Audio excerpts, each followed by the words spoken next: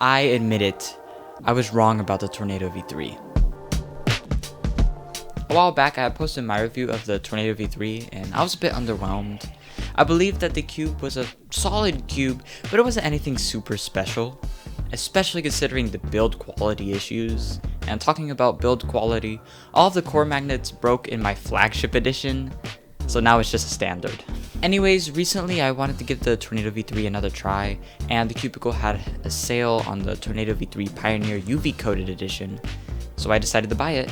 And oh boy did it change my opinion on this cube. Long story short, in my opinion, the Tornado V3 is the best cube out there right now. I've had no issues with the performance, popping or corner twists, it has really good corner cutting, and I've had no big issues with lockups, which is pretty standard for cubes nowadays. How this cube differs from other cubes on the market is in its feel. The Tornado V3 has a really good feel. It's a great mix between light, smooth, and crunchy. Basically, it's a mix between the Tornado V2 and the GAN 11 and Pro. Comparing the feel of my Pioneer to my flagship, I do prefer the Pioneer as it feels clackier and less creaky.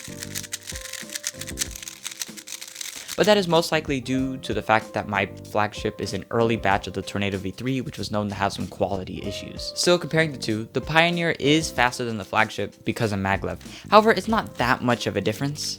But I do prefer the Pioneer over the flagship because of that little boost in speed. And they're both the Tornado V3, so they are both very stable. So I do have the UV coated edition, and I have to say that it is pretty good. It's much thinner than the coating on GAN and Moyu cubes, and I actually kind of like that. Now, I don't have a problem with the coating on GAN cubes, but I am starting to somewhat dislike the UV coating on Moyu cubes. It just kind of feels off. Now, I'm not going to lie, the old batches of the Tornado V3 did have quality issues.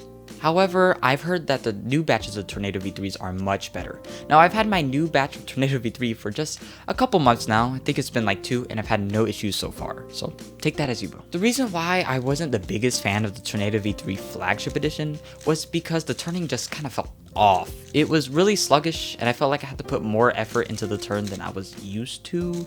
It was really weird. However, the Tornado V3 UV Pioneer fixes that for me. And because of that, I have to say that, yeah, I was wrong about the Tornado V3. It's really good, and I'm maining it now. Oh yeah, I almost forgot the adjustment system. It's the best one on the market. Yes, I do wish that it was both hand adjustable and tool adjustable, just because hand adjustment can be a little finicky at times, but it doesn't matter that much because it's still the best. The edge magnet adjustment system, on the other hand, sucks and is outdated. I hate adjusting cubes this way because it just takes so long, it is so tedious and repetitive, and I hope they change this on the Tornado V4. So if you're looking for a new cube, I highly recommend the Tornado V3. Just make sure to use code ALEX on the Cubicle for a 5% discount. And if you're still wondering if this cube is still good in 2024, you need to stop wondering because it's the best cube on the market. Yeah, I think it's better than the RS3 MV5 and the Worm V9. That is my opinion, so please do not get mad at me. Love you, bye.